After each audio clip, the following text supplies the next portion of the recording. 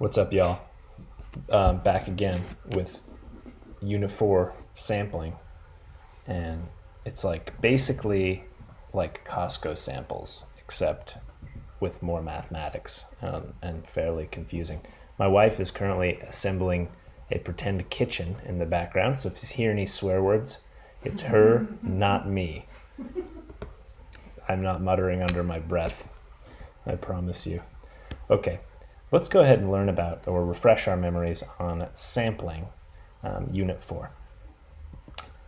Page number 1. Here we have Jeff Daniels. He's concerned about his prostate. It says, identify the population and the sample in a statistical study. A certain monthly magazine has both print and online subscribers. Print subscribers are people who pay to have the magazine physically delivered to them each month. Online subscribers are people who pay to have access to the electronic version of the population.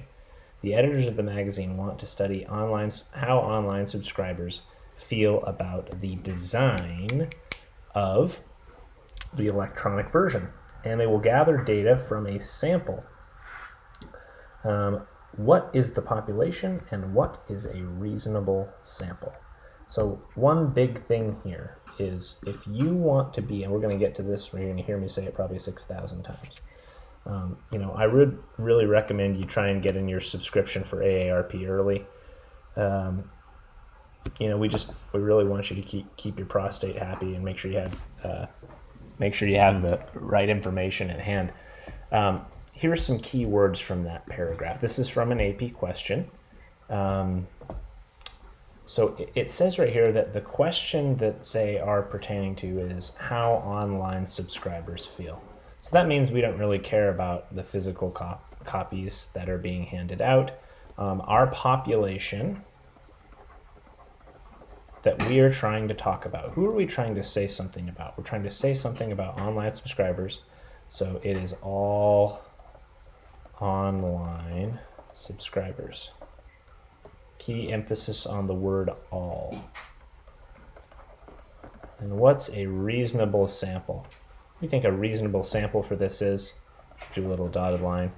Our sample doesn't specify in the paragraph, but our sample should be a random selection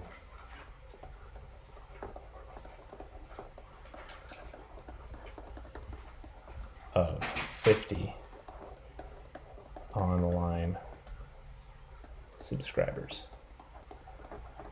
Okay, so I guess the big picture here is, if we are talking about all online subscribers, then we can only sample from those online subscribers. Okay? Also in AARP, apparently, hot vacation reads on page 8. Hey, we need to subscribe to AARP. I know we're not retired people yet, but man, it's never too early. Think about your future. Get that subscription in, team. Number 2, identify voluntary response sampling and convenience sampling, and explain how these sampling methods can lead to bias. Ooh, what's bias again? Bias is going to be basically a consistent overestimate or underestimate of some sort of attribute from the population. Okay, so it's something that's kind of part of your study, and so a lot of times bias can be avoided if you structure your study appropriately. So what is voluntary response bias? Well, I'm about to tell you. That's why you're watching the video. Voluntary response bias is when you are sending out a general question, like, hey, we're doing this study, guys. Feel free to respond. Okay, the people that respond are probably people that are more passionate about the topic of research because they're motivated to respond. So you'll typically get people that are either really for or really against what you're doing and very passionate. So that can kind of segment out the population. So a voluntary response is when your sample or voluntary response sampling, right? I had it. Good. Voluntary response sampling is when your sample consists of participants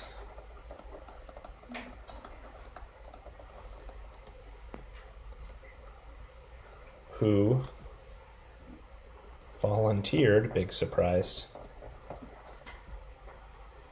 to a general, this is key, general invitation. It's not that you're going and selecting a subset on purpose. The filtering and selection from the population is kind of happening by volunteer. So you send out a general invitation, and then a certain people respond.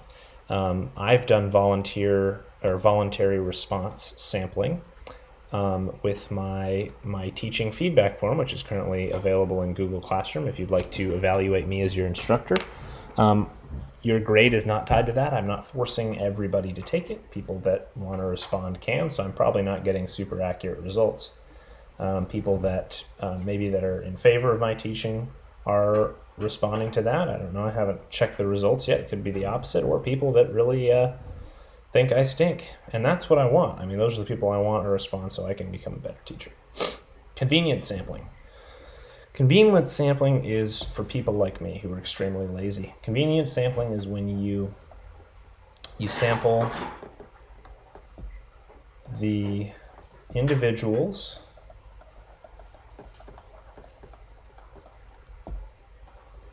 that are easiest to reach. Oh, spelling error much?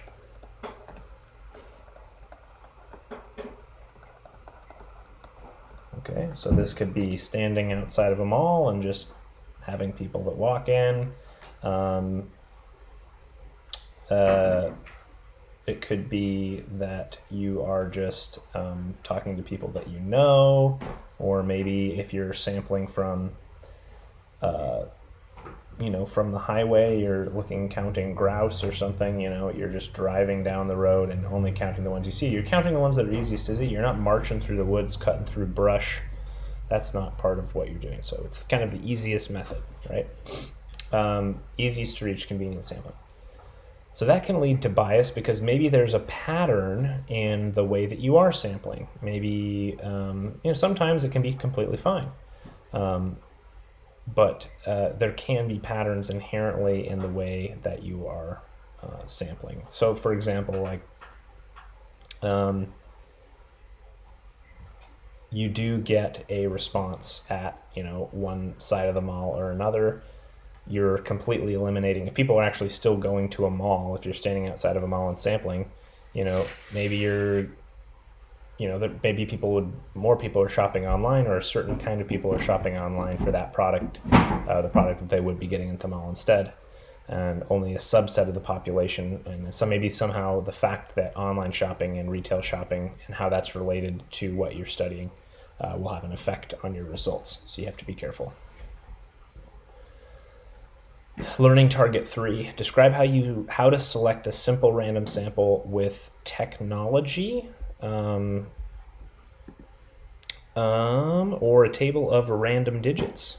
So one thing that's important to note about a simple random sample of size n, and this is key, size n.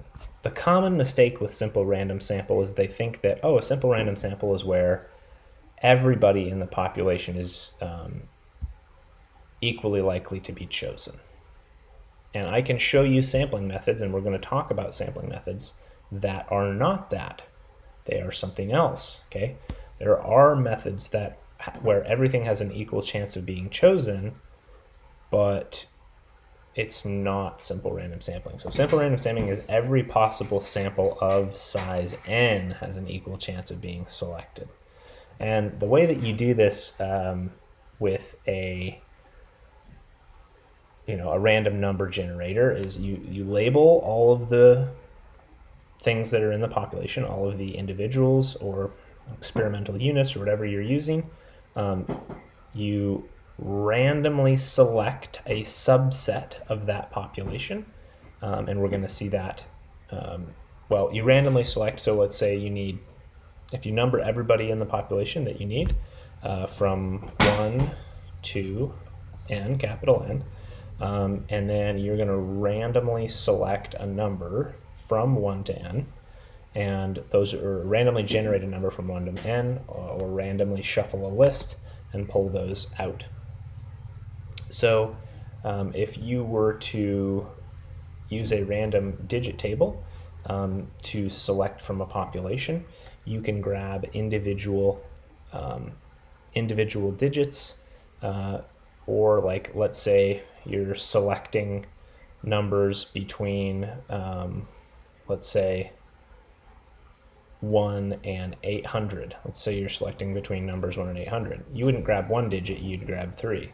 So the first number is 574, second number is 572, third number is 245, 593, 949, that's outside our range, so we'd skip that, and then 30, and then 173. So you can go along and come up with a strategize for selecting randomly from the population of study. So after you select, there's a process after that that makes getting a simple random sample even harder. So simple random sample can be extremely challenging a lot of times in order to contact everybody or find a list of the entire population. That can be very challenging, but it is a method that is commonly used. So that's simple random sampling. Every possible sample of size n has an equal chance of being selected. Okay, describe how to select a sample using stratified random sampling or cluster sampling. Distinguish stratified random sampling from cluster sampling and give an advantage of each method. All right, so I'm actually going to go back to that example that we saw in class. So for simple random sampling, there are a bunch of ways. We did this sunflower example, and we have sunflowers growing in a field, and there's an irrigation ditch on one side and an irrigation ditch on the other side. I love this example, and it's so good for me to think back to as to remember how to define what these are and how they work. Now, the sunflowers that are growing closer to the road, so this is the number of healthy sunflower plants in each square, right? And so the squares that are closest to the river have more sunflowers. That should make sense. They're closer to the irrigation ditch. They're potentially getting more water to those squares. If we did a simple random sample, you would number all these squares 1 to 100, and let's say we were doing n equals 10, a simple random sample. We would number these 1 to 100, and then randomly generate 10 numbers. And I will go back really quick and comment. You can do randint, but randint is with replacement. Randint no rep is without replacement, and that's what I would recommend. You don't want to be able to select an individual more than one time when you're doing a simple random sample. Okay, let's go back here. So I'm not going to do the sample, but your sample might look, get one over here, one over there, one here. You may get another one up here, and another one here, and another one here, and then one down here. How many is that? 1, 2, 3, 4, 5, 6, 7, 8, 9, and let's do 10 down here. So maybe this is a good sample. I don't know, but it looks like there's a segment that was kind of not represented, but that's okay because that came from random variability in our selection. So this could be a perfectly adequate simple random sample. I'm not sure. How stratified random sampling works. Okay, stratified random sampling is when you segment the population into groups, and then what you do is inside the group you do a simple random sample. So each of the groups are called strata, and you're going to do a simple random sample in each stratum. Okay, So you would number these 1 to 10, generate a random number. So it might look like this, this, this, you know, something along these lines. Okay, so that's one way to do it. It also might, and what that does is it kind of, it basically requires, or it basically ensures that you're getting an even spread. Because we have to remember, it could be possible that your 10 points from your random sample are all in one pocket and you have a whole underrepresented section of the field. So again, what we did with our study was we took the counts from each of these squares and we took the average. We're trying to find the average for the whole field. Now, when we did it with stratified random sampling, there was one in each, oops, I missed one. One in each row. And so what that guaranteed is we kind of had a good spread across. You might also have in one in each column. But let's talk about the strategy with stratified random sampling. So for stratified, you separate into groups and then you randomly select one or multiple from each group. So you can actually, and you can even select based on the population size. So you could, if you're trying to sample from the United States, you know, you don't want to necessarily select 2 from each state because certain states are bigger. You would maybe want a representative to get your total sample. But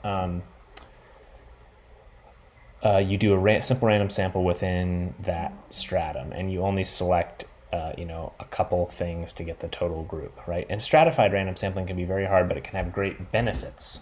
And it turns out that you can get, so all of these are going to be centered. All of these techniques will be centered on the true population parameter.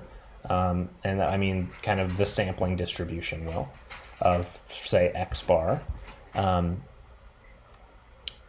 But some of them are going to have more variability than others will.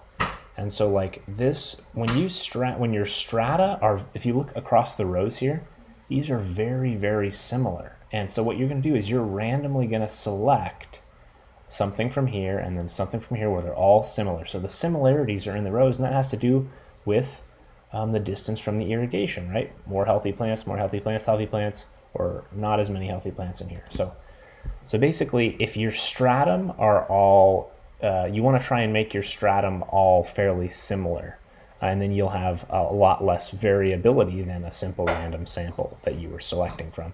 If we do stratified random sampling in rows, we can get, we're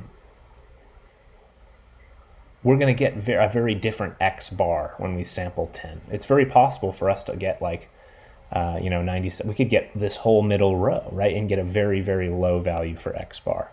But it's hard to get, with this strategy, it's hard to get really different varying results for our X bar because you're pulling from a row of a bunch of similar numbers every single time, if that makes any sense. Now, cluster sampling is different. Cluster sampling is you divide the population into segments, and you instead of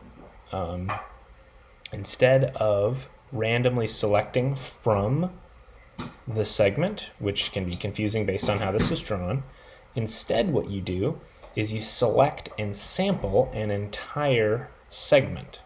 So for example, you might randomly, you'd number the segments 1 to 10, and you would randomly sample everything in that cluster. So the segments are called clusters. They're called strata here.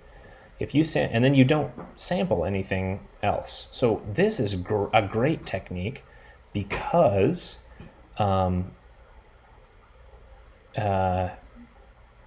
it can be very cheap and it can be very easy. You just go to one place, you do what you need to, and you move on. The downside is, and I think I misspoke before, you can actually have like biased or non-centered results here. If you were to select this section up here, I mean, I think that the sampling distribution will be centered, but you're going to get these, you can get these really ridiculous answers that are way off and not representative. So this can have a ton of variability with the sunflowers here. So if you do it this way, so basically when you're doing clusters, you take the whole cluster for your sample.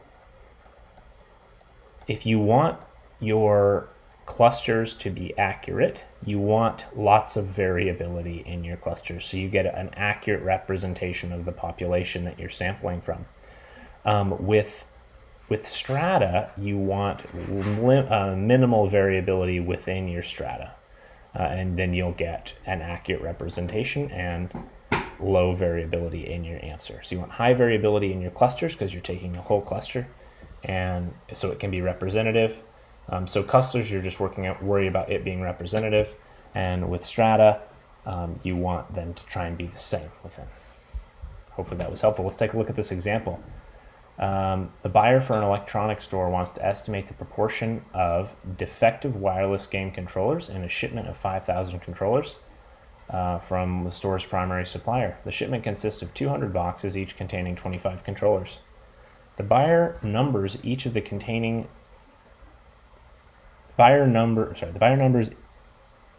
the boxes from 1 to 200 and randomly selects 6 numbers in that range.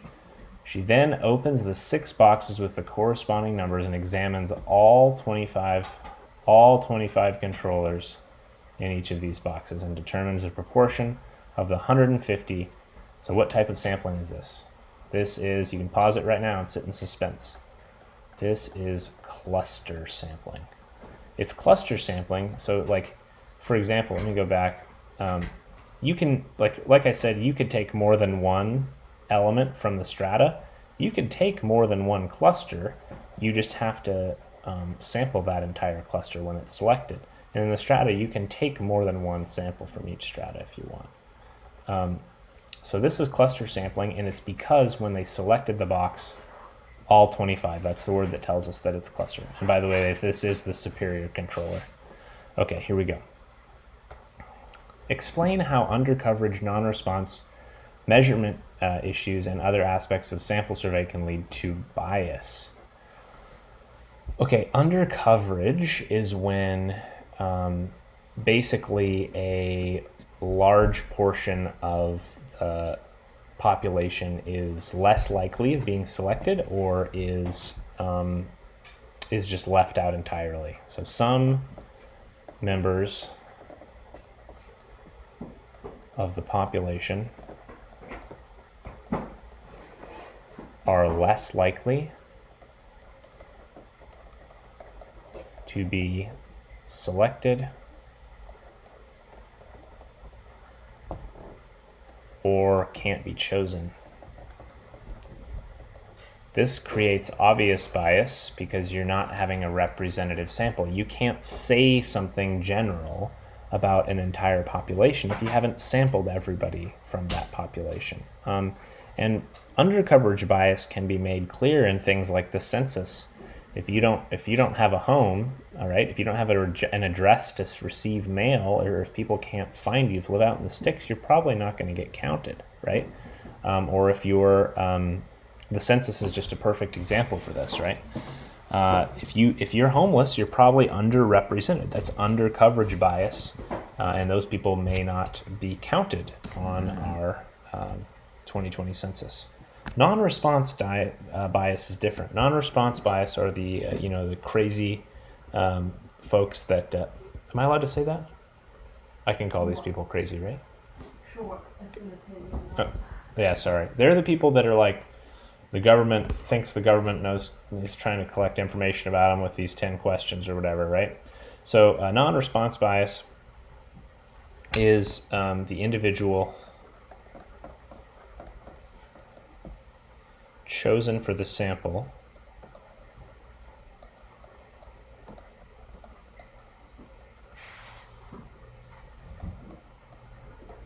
can't be contacted or refused to participate.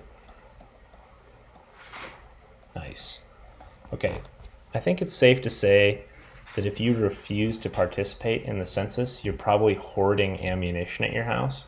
It's not safe to say that if you're hoarding ammunition, you didn't submit your census data.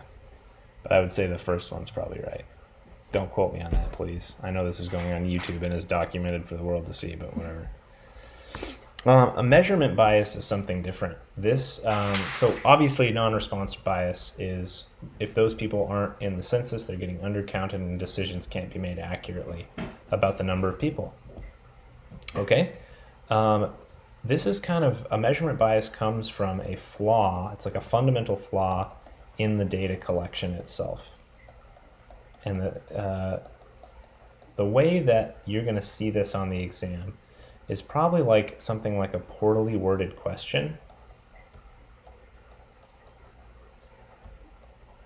Okay, if a question is poorly worded and it stirs up emotions, you're likely to make an emotional response. But when you're doing data collection, you don't necessarily want emotional responses, you want accurate responses. So poorly worded questions can cause bias in one way or another. That can be a problem. Another example of this would be like uncalibrated equipment.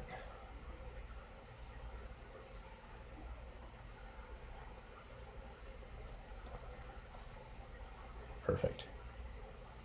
And then there are other options as well. But anything that is part of the measurement part of the measurement process that goes wrong, that's going to be an issue, right? And it's going to be, if you have something that's uncalibrated, you're going to be consistently measuring incorrectly, and that's going to cause an overestimate or underestimate. Explain the effect of confounding and how it limits the ability to make cause and effect conclusions. So a confounding variable is a variable somehow linked to the explanatory variable that might also affect the response variable. So here's a perfect example. When we did darts in class, I don't know if you remember, I said, I want to figure out which zone scores higher when you aim for it. Okay, for the beginning player, which zone on the dartboard scores higher? So I had one group, the group on the left aimed for triple 20, or maybe it was the right, and the other group aimed for triple 11. This is a higher average zone. This is higher risk, higher reward. I wanted to know which zone was likely to have you score higher in a game of darts. However,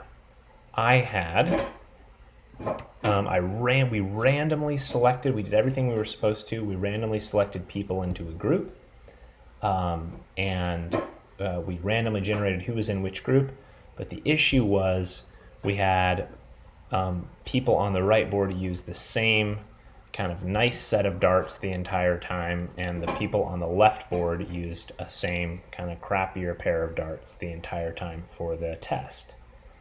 So at the end of the results, so what a confounding variable is it's some floating thing in the way the study was set up, or has to do with linked to the explanatory variable, which is, or how the groups were put together.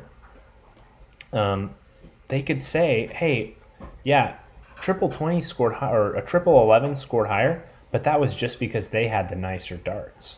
Okay, someone could make that claim, and because you didn't mix and match and you didn't have both groups switch darts, or you didn't have one board shoot, you should have just used one board and one set of darts to be consistent, because then that person would not be able to make that claim. So the confounding variable here is which board was being used. That was one. Another one is which set of darts were being used. If you're on a different board, maybe the lighting was different. Maybe the floor was angled a different way slightly, and people can make that argument. Not to be confused with an extraneous variable. We can control for extraneous variables. Extraneous variables generate the variability, so it could be like people's height, or how much experience you have playing darts to begin with, and we can just use randomization to kind of control for those extraneous variables.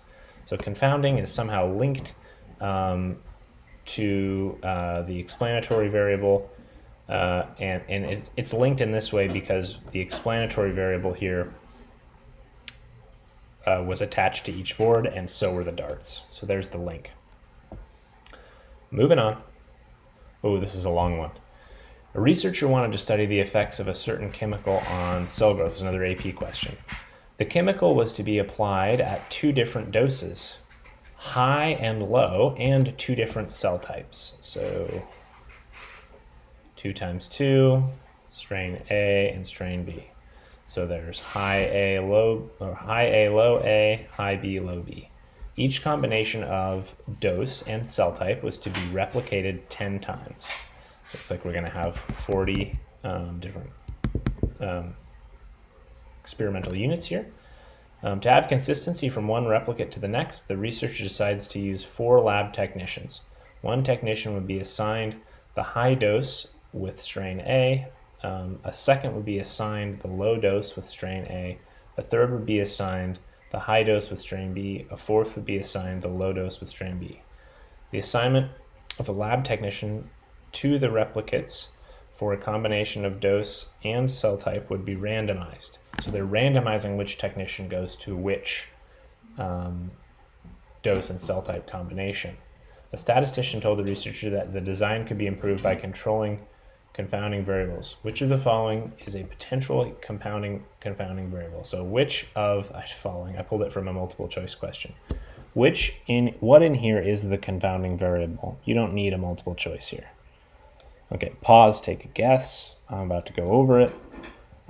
It's definitely the lab technician, because if you have, let's say the study goes through, right, and then at the very end they're like, hey, lab technician C, Jim was in there, and I saw him like sneeze on the petri dishes or something. Okay, if that happens, if Jim says that, or if someone tattles on Jim rather, then the whole study is kind of shot. Because if he did something incorrectly, it wasn't spread throughout the study. It happened to one of the strains, and you can't say anything about that strain now. So that's a potential confounding variable that could cause issues in your study.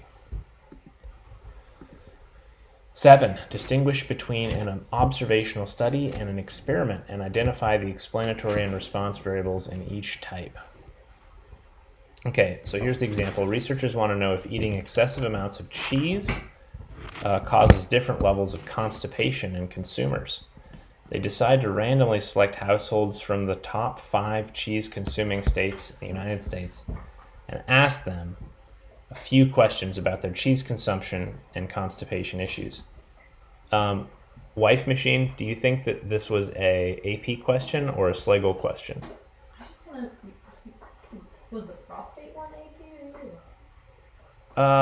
That was me. And this one's you too? I don't, maybe. What do you guys think? Okay.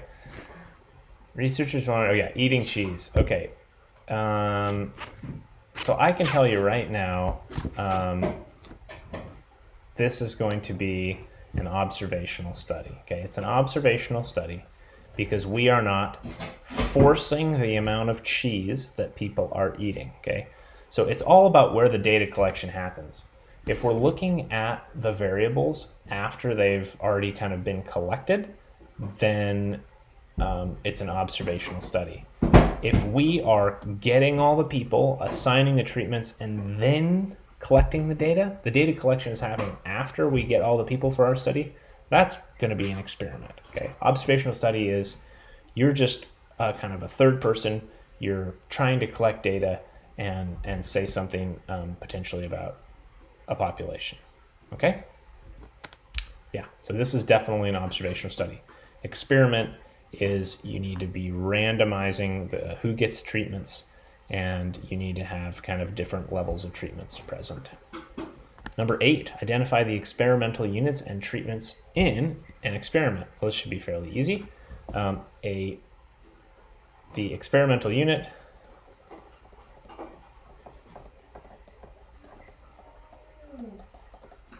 was that you? Me? Or was that Oscar? No, that was me. Okay. Experimental units are those receiving treatments. Experimental units do not have to be people, but if they are people, then we don't say experimental units, we say subjects, right? A researcher conducted an experiment to study the effects of an herbal supplement on the duration of the common cold. From a sample of 50 people who had a cold, the researcher assigned 25 people to take the supplement each day. The other 25 were asked to drink water each day and were not given the supplement. The researcher recorded the number of days the cold lasted for each person. What are the experimental units of the study? What are the treatments? So the experimental units are in this case, the subjects that are either taking the supplement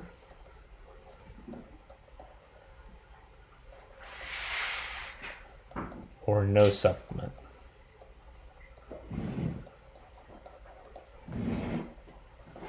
And taking the supplement or no supplement, these are your treatments.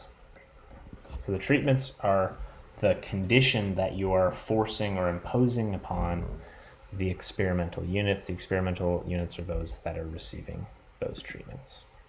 9, describe the placebo effect and the purpose of blinding in an experiment. Placebo effect is basically when somebody is going to exhibit a response regardless of what treatment they receive. So it's possible that I think back to this Space Jam scene every single time. It's like the secret stuff, right? People are gonna, if you tell them that it's supposed to work, then psychologically it can have an effect. The power of positive thinking, right? This psychological effect can actually cause physical changes. Or let's say like you say like there's this mystery diet pill, and you give it to them and they're like, oh, it's a mystery diet pill, I'm going to be healthy, and then they start eating healthy because they know what they're taking. So with a double-blinded experiment, basically how that works, so there's single blind and there's double blind. A single blinded experiment is either the patients don't know what they're receiving, or the people administering the treatments don't know what they're giving. Okay, so this might be like different levels of a medication or pills, one of which has no effect or something. A double-blinded experiment is neither the subjects, neither the subjects nor the people who interact with those subjects know which treatment is being administered to which subject. Could you fetch me a pail of water? Certainly. My throat is dry, quite, from talking so much. Thanks, guys. I'm not prepared for this. My gosh, I'm so embarrassed. I'm turning red. Okay, that's double-blind experiment. That's placebo effect.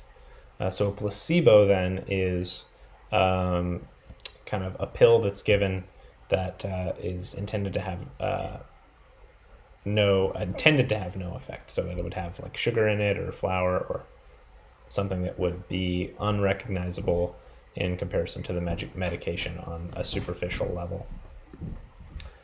10, describe how to randomly assign treatments in an experiment using slips of paper technology or a table of random digits. So I kind of already talked about that. So I feel like you guys can probably do that. But the old slips of paper in a hat is a great one if you're like trying to quickly get through an AP question. Flipping a coin's a good one. How do you randomly assign treatments? So assigning treatments is different from randomly selecting from the population. Ooh, it's my favorite glass. Thank you, dear. Assigning treatments is different because you kind of have you can have different numbers. So sometimes you have two groups, like you have the group that's taking the medication, you have a placebo, but many times in a study, if you're getting all these people together, maybe you'll have more than that, 3 or 4 groups or something like that you're administering to. And when you number all the patients and then put corresponding numbers into a hat, separate them into 3 piles. Pile 1 receives this treatment, 2 receives this treatment, so on and so forth. So just know that you typically want to try and have an equal number in each group, and you can do one of 2 things. You can randomize the treatments by randomizing the subjects to the treatment. But you can also randomize the treatment to the subject. And the difference there is like you look at a subject and then you can randomize, like there's 3 different treatments. You can generate a number between 1 through 3, or you can just put all the subjects in a numbered list, randomize the order of a list, and then put the first third of the list into group A, so on and so forth. Explain the purpose of comparison, random assignment, control, and replication in an experiment. Comparison allows us to show change, and to do that,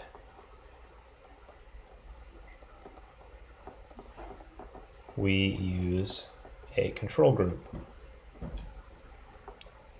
Okay, and that control group can be an inactive control group. Inactive control group is a placebo. We can do a placebo group, it's just fine. You can do an active control group, which would be like the current standard. So if you're comparing to say and you can do both, right? You can do a placebo and an active control. Active control, if you were looking for blood pressure medication, it would be like the current leading blood pressure medication versus these 3 new ones that are coming onto the market. Okay, and then you can also just do no treatment to a group. It's also possible. Okay, random assignment. The purpose of random assignment is to kind of make sure that each group is receiving. It's meant to make each I want to say meant to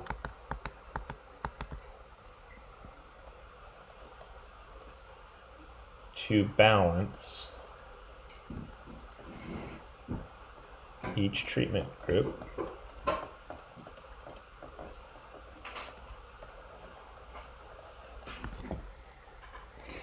and kind of make them basically balance each treatment group so they can be compared.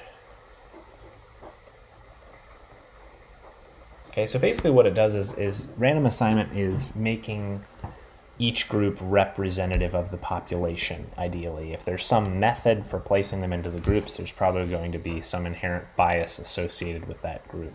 So you want them to be representative of the population, and you do that through random assignment. And if there are extraneous variables, you can't make sure, but you want to basically have a way to, on average, get a good representation of each extraneous variable in each group, and random assignment is a great way to do that. Now, when you have a small sample size, you can cause problems. If you have small groups, then you get a lot of variability, but if you have great big groups, and the groups are randomly assigned, you can almost ensure that they're going to be representative, or they will have roughly the same amount of different extraneous variables present. Okay, cool. Control. The purpose of control is, so basically control is what we did with the dart. We didn't do with the dartboards in the previous example. So we talked about, we didn't control for the dartboard that was being used, and now we have a problem. So basically it ensures, so first what it is it keeps all other variables constant. All right, so you don't want to add in different dartboards, different darts, for all experimental units.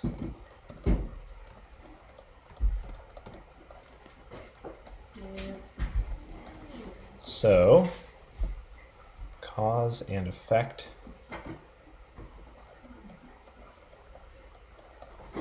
can be determined. There's a lot that has to go in for cause and effect, not just control. You also need to make sure that you have randomly assigned the treatments. But yeah, basically that's what's going on. And then replication, the whole idea here is, yeah, so you want to be able to use enough participants or experimental units to be able to distinguish, basically have a large sample size, right? Large sample size is better. Distinguish the effects of the treatments from random variation.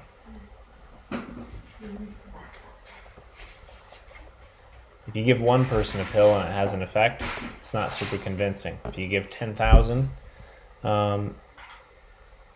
people a pill and it has and something changes for 1,000 of them, assuming you've controlled for other variables, or for 8,000 of them, that's pretty convincing, right? One person's not convincing. Many people exhibiting a change is convincing. Describe a completely randomized experiment or design for an experiment. So I'm going to go ahead and write the paragraph that would go along with this. I typically wouldn't do this for other types of randomized designs, but I want you to see at least one completely randomized design and have it make sense to you. So for here, you're going to collect your 1,200 subjects. So it looks like these people, this is a completely randomized design with 2 treatment groups. One of them is getting a placebo, one of them is getting a drug, and you're going to look at a drop in their temperature. Maybe they're from a population that has the flu or something. Okay.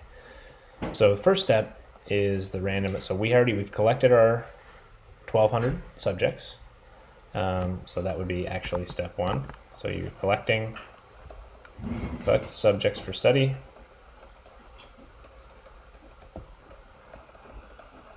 Number 1, number those subjects. So if the question asks to describe the method you're using, you would say it's a completely randomized design. If it asks you to describe the implementation, it's asking you to explain how are you going to randomly assign in the context of this study. So we're going to number those subjects from 1 to 1,200 on a computer.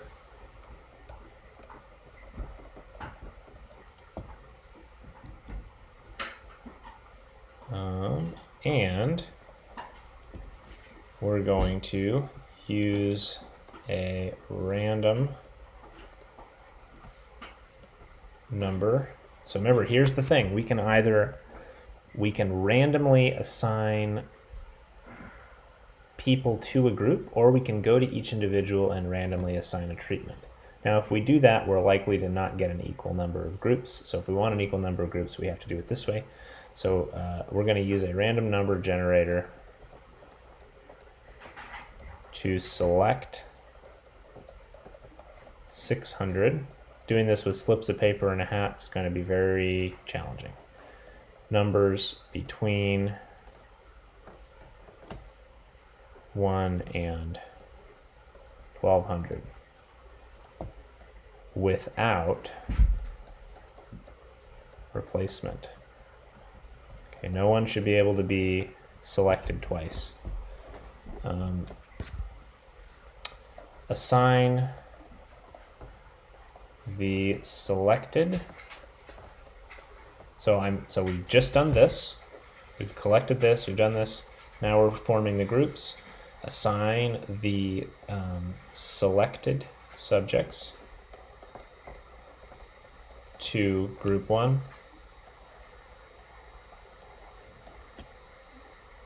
And the remaining to group 2. A great way that the way that I would actually do this is I would not generate 600 numbers. I would randomly shuffle a list using a random number generator, which is a function that many of them have. Randomly sorting a list and taking the first 600 is an easier way to explain that.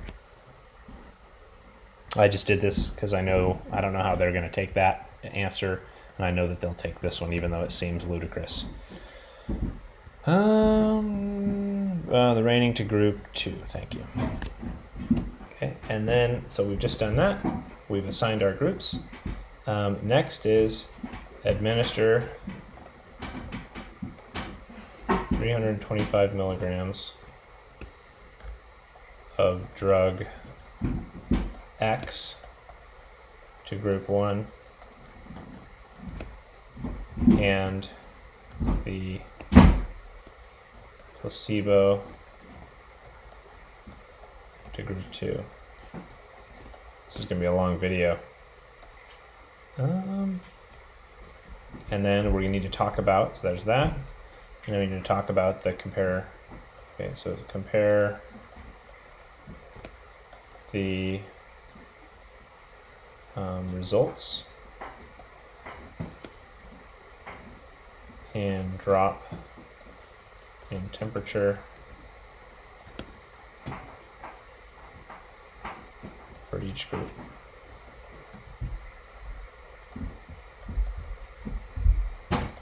Great. So if this was, if we were doing inference on this, we would probably be doing 2-sample inference. That means we would like take some sort of a mean from treatment group 1, take some sort of a mean from treatment group 2, and do like 2-sample confidence interval, a 2-sample significance test or something like that. Okay. So I would say paired data would not work for this particular case. All right, moving on here.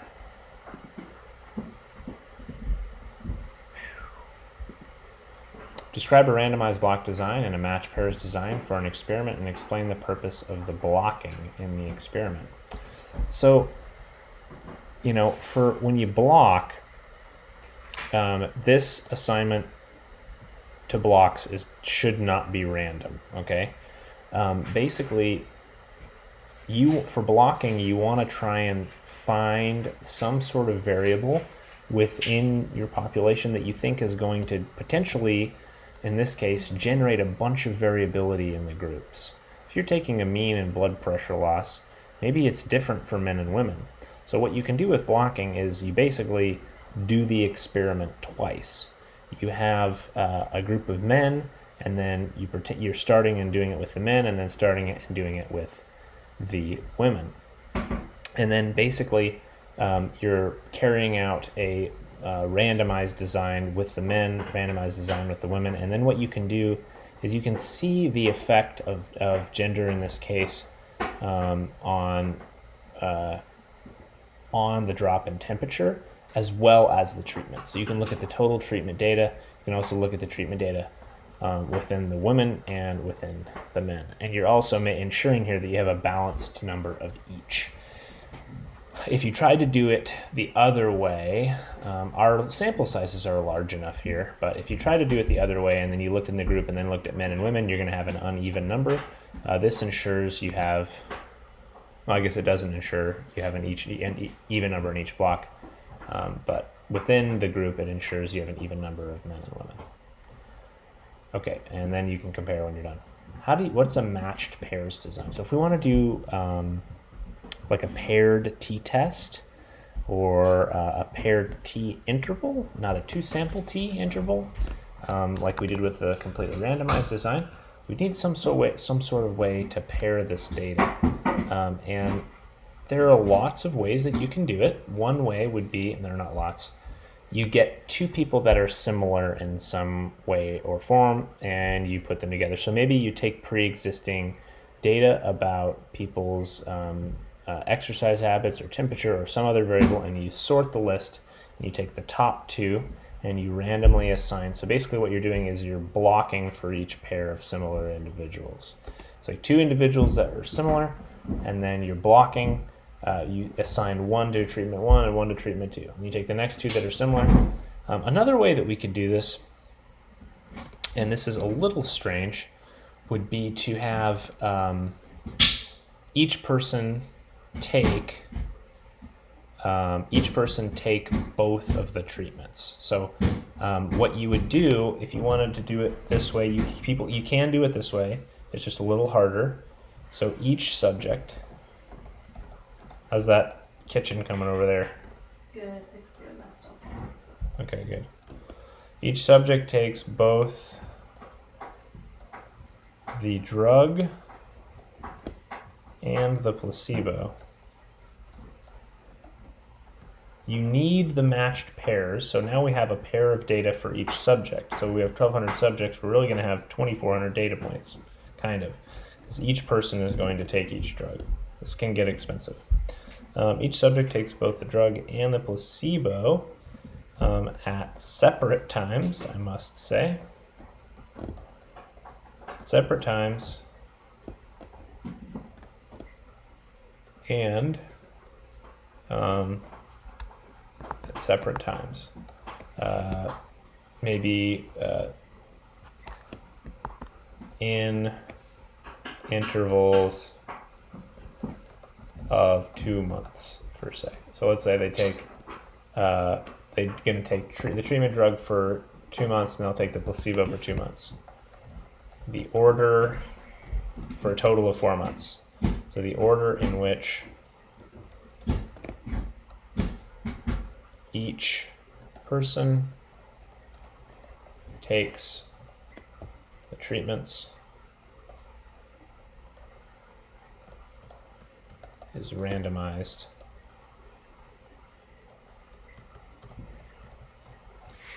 with a coin flip. Let heads represent treatment drug, let tails represent the placebo, so on and so forth. And then you'll say results will be compared for each person at the end when they're done.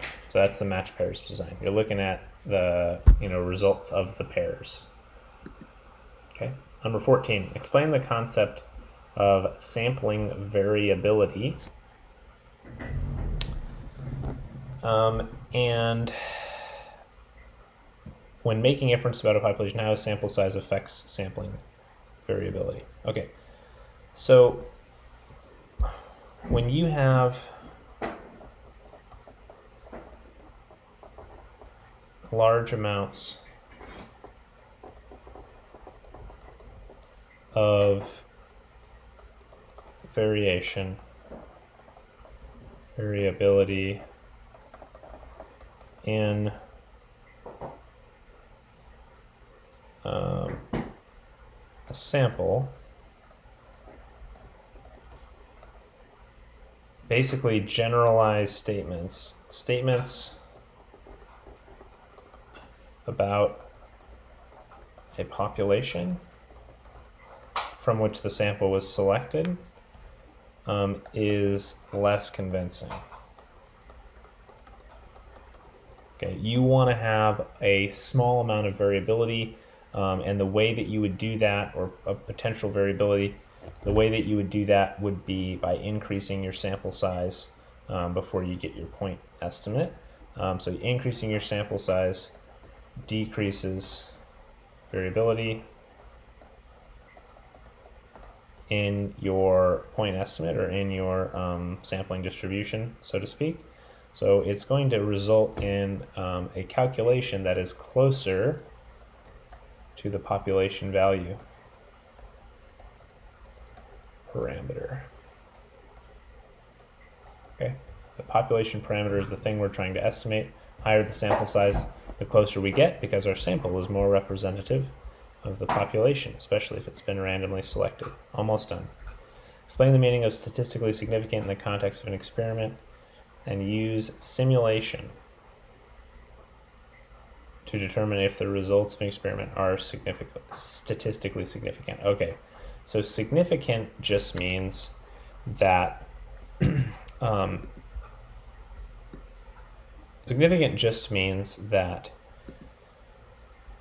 results of our experiment, it's very unlikely for the results of our experiment to be explained by random chance. So significant means too unlikely for the results of our experiment to be explained. I'm going to move that down. I don't know why I moved it up.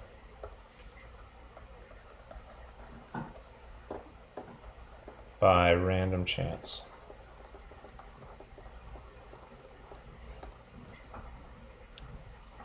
Okay, and then let's see. Not significant is basically it is possible. It is plausible that our results happened by random chance. And the example I'm going to use here for inference about a population or like using a simulation, we did lots of these. So think about, I love this one, Dylan claiming he's an 80% shooter. So we did a simulation with Dylan, and you may think it was in the gym. It was not. That was our sample selection. The simulation we did with Dylan is we assumed that his claim was true, and we went and we randomly generated 100 numbers on a computer for an 80% shooter. Now, an 80%, we generated numbers between 0 and 1. They're decimals. And an 80% shooter, basically anything that was less than 0.80, we called that a make, and anything that was greater than 0.80, we called that a miss. And so we counted the number that we received, and we plotted, or we calculated the percentage of shots made using that simulation, and then we plotted all the possible outcomes for taking 50, or was it 50-50 shots, sorry, for taking 50 shots, and we plotted the results of success up on the board. And there were very few that were as horrible as Dylan's shooting percentages. And so that is a way, we assumed his claim was true, that was a way that you can use simulation to talk about, like, look, we just did this, 100 times. We just did 100 simulations of this. And if he really is an 80% shooter, his result, or something something more extreme than his result, never occurred a single time. So this is basically extremely significant. His result is extremely significant because it's too unlikely for his result to have happened by random chance, which means he's probably not an 80% shooter. Identify when it is appropriate to make an inference about a population and when it is appropriate to make an inference about cause and effect. Super simple here, okay? When you randomize a selection from a population, you can generalize about the population. If you do not randomly select from the population, you cannot generalize about that population, okay? When you randomize the assignment of a treatment, okay, then we can generalize a cause and effect relationship about that treatment. So we can say, like, okay, we've randomly assigned our treatment to these people, and only these people showed a change this drastic. So you can talk about because that was randomly assigned. If that's not randomly assigned, you can't talk about cause and effect. So what does this mean?